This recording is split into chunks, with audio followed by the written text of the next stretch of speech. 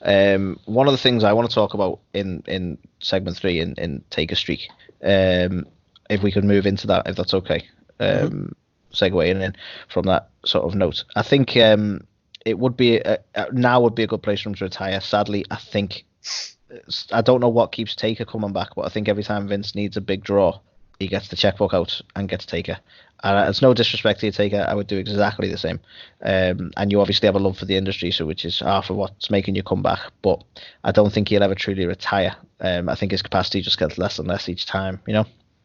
And I believe they're doing a bit of a show which I haven't watched yet. It's on the WWE Network at the moment, which is talks about Taker's career and they sort of touch on like when's it time to say quit. So I don't know if the tweet might have been a connection to that, because they do talk quite heavily on like when's he going to end it, when's enough, that sort of thing.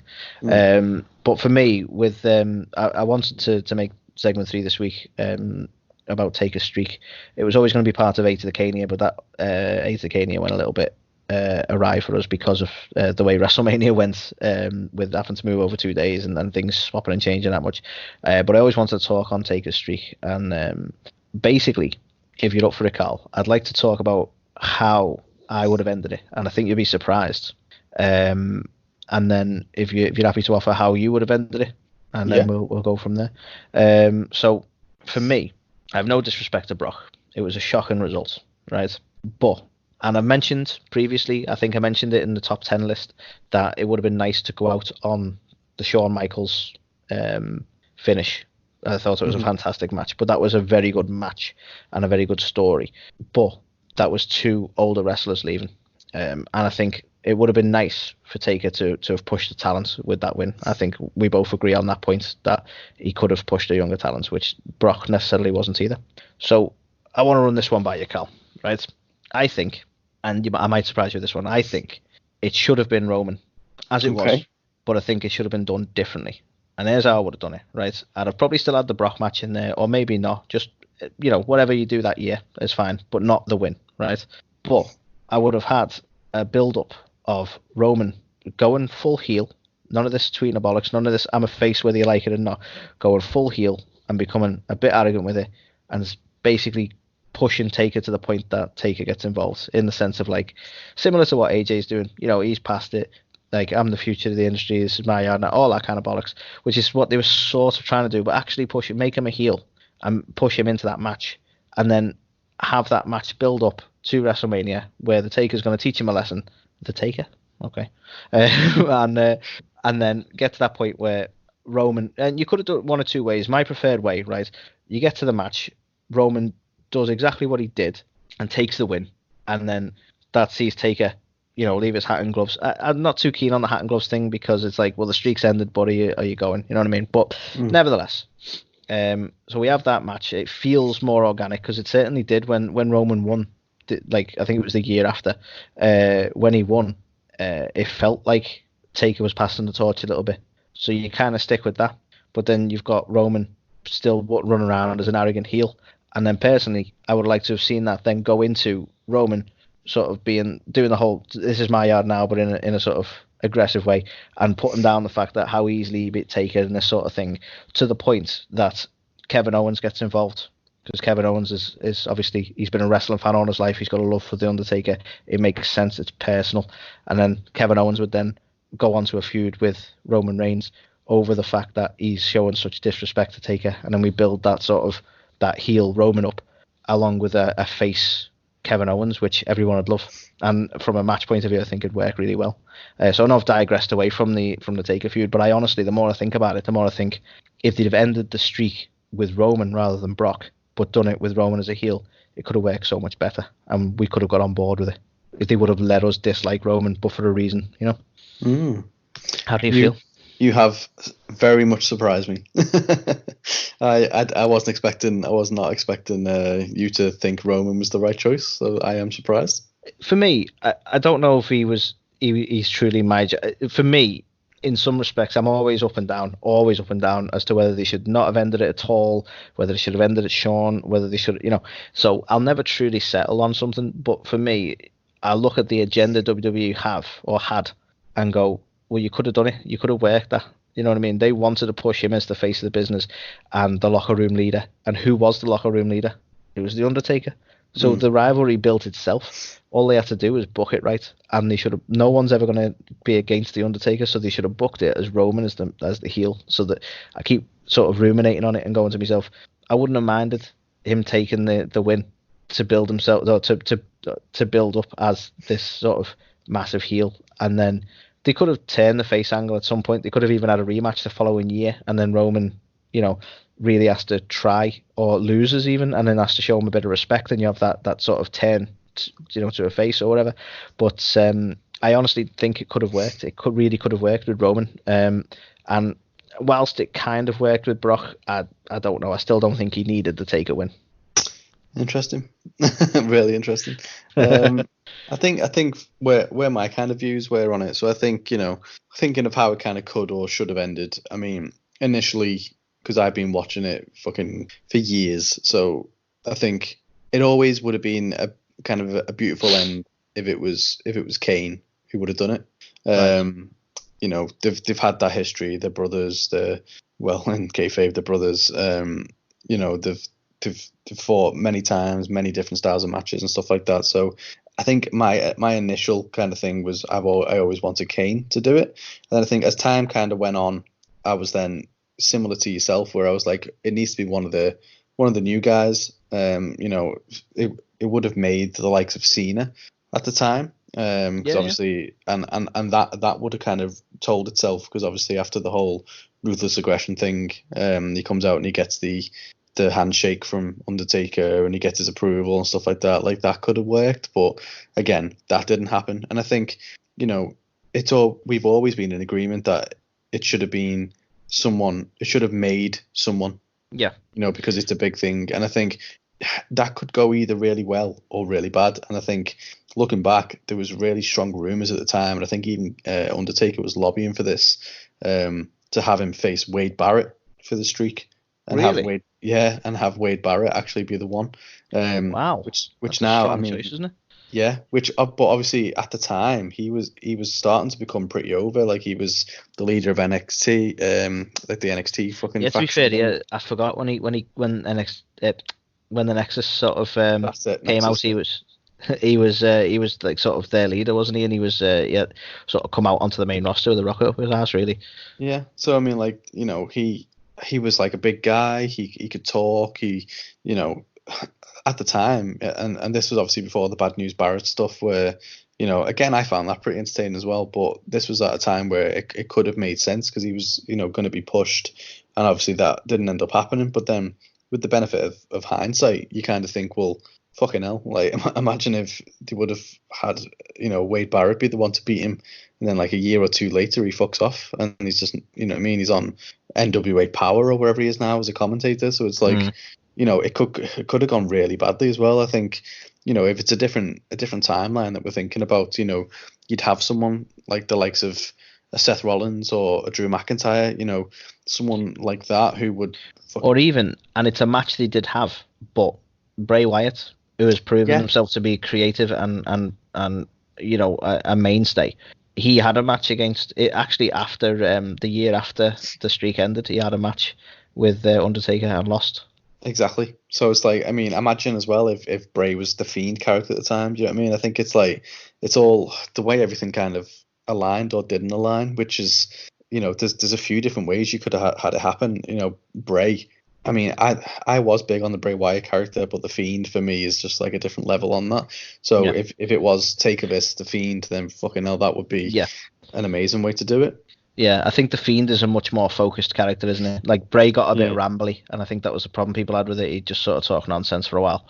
I think he's managed to refine it and build up this Fiend character. It's spanned from it, hasn't it? So I think it's definitely better. But that could have worked. I think at the time he went up against the Undertaker at Mania, and I think it was the whole Kane and Undertaker and the Wyatt family stuff when all that rivalry was going on.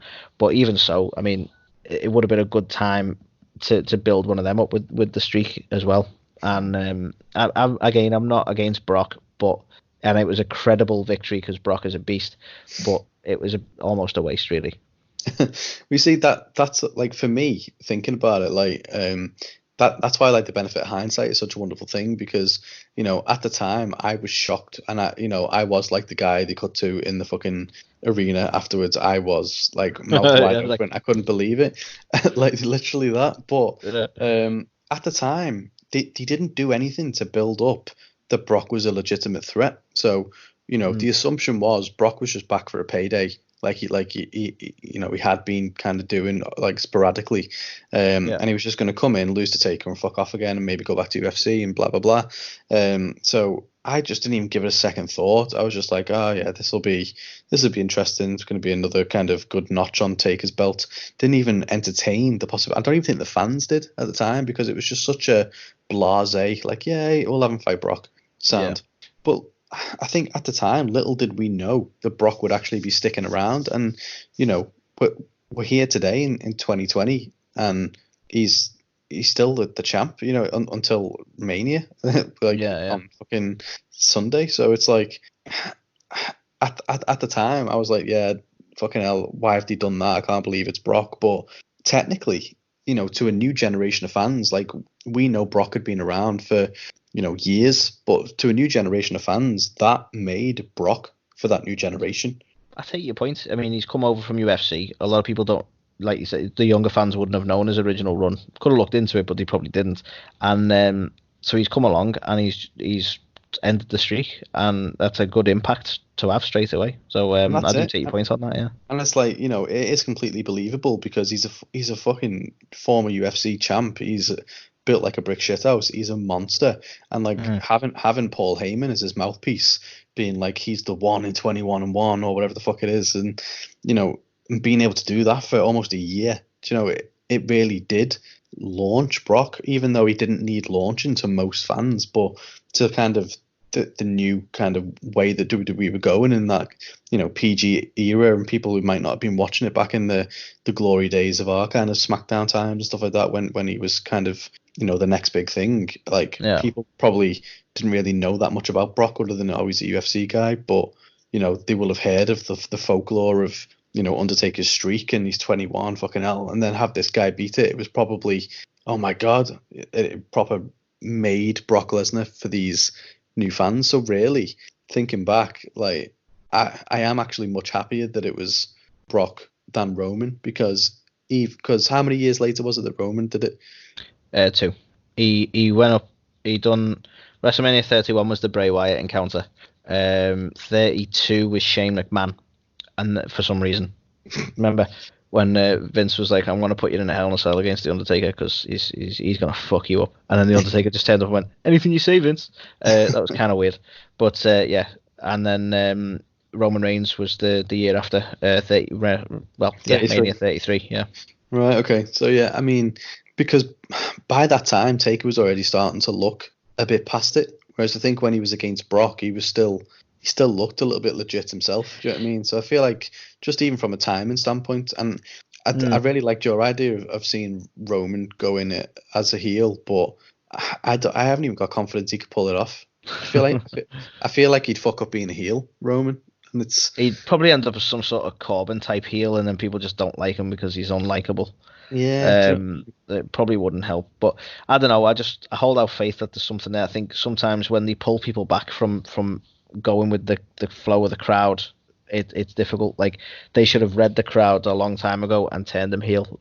And it's some of the issue you had with the later years of John Cena, where people just wanted something different, and WWE wouldn't give them it because they were selling merch, and it's a shame.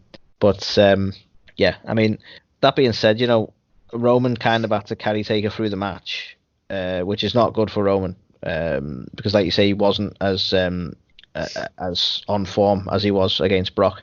But he seems to have, I don't know if he's had some sort of surgery, or I think he was having some issue when he had some sort of surgery. But when he came back against John Cena, and certainly this year against AJ Styles, he's looking quite on form again as well. Don't get me wrong, he's not doing as many big spots or in-ring stuff, but he squashed John Cena and looked fairly credible doing it. And AJ, he really battered all the OC.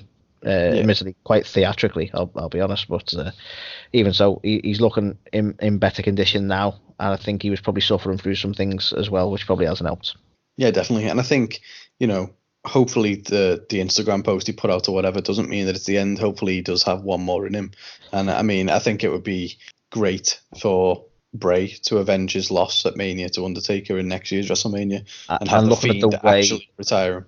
Looking at the way he can handle storytelling, and he can build up from all these things that have happened in the past. I reckon Bray would be fantastic at telling that story, and I think Taker would be so on board for it as well. The only thing for me is, and it's not something you can do now, cat's out of the bag, so it doesn't have any effect on that. But I honestly, and I love Taker, but I think they should have ended the streak as that's where it ended. I think that should have been his last sort of WrestleMania. Not necessarily being there, but last match at WrestleMania. I think he should have gone like, that's the streak. You know what I mean? Because we see The Rock and Hulk Hogan all that come back, but they don't have matches. You know, he doesn't have to have a booked match. He can still be at WrestleMania. He can still turn up. You know, so I don't want it to be the last of we ever see a Taker, but I do think when the streak ended, that's when it should have ended for the in-ring competition at Mania. Well, that's it. I mean, when he lost to Brock, I mean, that should have been it, definitely. But then when he lost the second time to Roman, and, you know, correct me if I'm wrong, is that when he took his gloves and his hat off and all this shit and left him in the ring? Yeah, and he left him in the ring. And it was kind of weird because they tried to make that more the moment than Brock's, which is like, well, the streak ended a couple of years ago. Why are you doing this now? Well, exactly, because for me, that was him retiring. So I don't know whether he was just like lured back with more money or however they did it, but I legitimately think at that point he'd decided, okay, so I lost to Brock and that's gone really well. I'm going to put over another, you know, whoever your top guy is, Vince, I'll put him over. Okay, well, if you go against Reigns, awesome, this will be my retirement match. Leaves the shit in the ring, but then just keeps coming back. And I don't like it when wrestlers do that. And, you know, I know it must be really difficult for them to actually hang it up. Like, I know Ric Flair had his retirement match with Shawn Michaels, and then he legitimately regrets ever having a match after that because the story that they told at that WrestleMania and the ending to it and stuff was, you know, it was a beautiful story, but he just couldn't. Wrestlers just can't let it go. Didn't he actually go to TNA for a little while as well, Rick? I think he might have done. Yeah, he's been there a couple of times. I think he might have gone back after that. Yeah. Yeah, but it must be so hard to let go. And to be fair, we talked on Wrestling Films a few weeks back, and you know, there's an entire film based around that fantastic film, in fact, of Being the Wrestler, which was pretty much that it's hard to let go. And when it's your life and when you live it like that, when do you say no? And I'm sure Taker does come back because that's what he knows, and he misses it. You know, I think it can't really be for the money because there's only so much money he can have. You know what I mean? He probably doesn't need the money because he's got a successful real estate business on top of everything else. Do you know what I mean? He's don't be wrong, Vince can offer a massive paycheck, but there's a point when it's like, well, it's just more money in the bank. You know, it's not you don't need to spend it. So I don't think that's the law, really. No, I think as well you referenced the WWE documentary that's coming out soon on the WWE Network, and they've got a preview out at the moment. And as part of that, you do see him kind of say his biggest fear is to become a caricature of himself. He doesn't want to see a dad in the kind of audience saying to his son, but you know, you should have seen him when he could go. And it's like, it's a sad thing, really, but you kind of already a little bit past that now. Yeah, it's a shame. I hate to say it, but it's a shame that Taker doesn't see that in himself because, I can legitimately say that now, and I think you're quite happy to say that now. That you should have seen him when he could go. Yeah. He's not that wrestler anymore. No, but anytime we see him is a great time. That's the only thing. Oh yeah, of course. I mean, we've just been talking about that Boneyard match. It was clearly one of the standout, you know, if not the standout for a lot of people of the Mania that's just happened. So, you know, he's here at God knows how many years of age, his late 50s or wherever he is, and having, you know, still having the best match or the best segment of WrestleMania is a fantastic thing to, you know, he's main eventing a WrestleMania at his age. So it is mad. But I think, you know, he clearly doesn't have many more left in him. And if I'd like to think that wasn't his last one, I'd like to think if he's got at least one more, then it's going to be something like a Fiend or something like that, where it's just a really fitting end to the Undertaker character. I think it'd be nice to go out in front of the crowd as well. Like for this to be his last one, and there weren't an audience for it, it'd be a bit of a shame. Yeah, and I think I don't want them to just repeat or like ride off the coattails of these two, very new kind of style features that WWE have put out there. But I do feel like there could be some sort of hybrid next year's that has a level of production value and mystique, but is also a level of fighting and like a match as well. Do you know what I mean? Some sort of hybrid somehow. Yeah, I'm sure they could find a decent middle ground for that. Yeah, I think that would be a fitting end to Undertaker, and because he literally can't carry on forever, so it's got to come to an end soon. And hopefully, as you say, he's got one more left in him, and hopefully it's in front of some like a real crowd who can actually send him off. Yeah, with any luck. So I hope you guys enjoyed that. That was sort of our slightly brief talk on the Taker's streak. Now we've toying with the idea of potentially doing like a greatest matches or greatest Undertaker matches in some way. So obviously going forward, that's something we can maybe go into a bit more in depth down the line. But as for our A2theK Wrestle Talk podcast, that's pretty much it for us for this week. Is there anything you want to add, Carl? No, I just think here's to the next WrestleMania. Let's just hope that, and also here's to when we come out of this, these COVID things, and we finally get that live audience back, because I think we are really starting to miss that now in the shows, and I am very much looking forward to seeing where the direction of things go with Drew and Braun, and hopefully in front of that live audience. Yeah, no, definitely, yeah. It's been a strange year, but no, we do look forward to the next one, definitely. And one thing I'm just mindful of doing, because I never do, is we'll do like sort of promote our social medias a little bit, Carl, if we could, before we go. So I believe we're now TikTok famous. We are. It's not you and I doing any kind of weird dances or anything like that, but unless you guys want that sort of thing. Yeah, let us know in the comments, guys. If you want to see me do the renegade dance, it can be done. It can be arranged. But no, we are on TikTok, so please follow us on there. We post quite a few different videos and wrestling related kind of questions and polls and things like that. And of course, we are on Instagram, we are on Twitter, we are on Facebook, and don't forget our podcasts, and wherever you find your podcasts, wherever you're listening to this now. We're on the big hitters. We're on Apple. We're on Spotify. We're on Google. Wherever you can think. We're even on TuneIn these days. So anywhere you can find us, if you enjoy it and you want to recommend it to a friend, fantastic. If you don't enjoy it and you want to recommend it to an enemy just to piss them off, go for that too. It's all good. Yeah, we'll take what we can get. But also, even if you consume your podcast directly via audio, we are on YouTube, so please drop us a sub on the channel. That will be a big help. And you can follow us everywhere. Basically, just follow us. Be like the creepy DDP of WWF, and follow us like you did Undertaker's wife. That's what we want. That's the dream. Right, guys. So until next week, we'll see you all again. Yeah, take it easy, guys.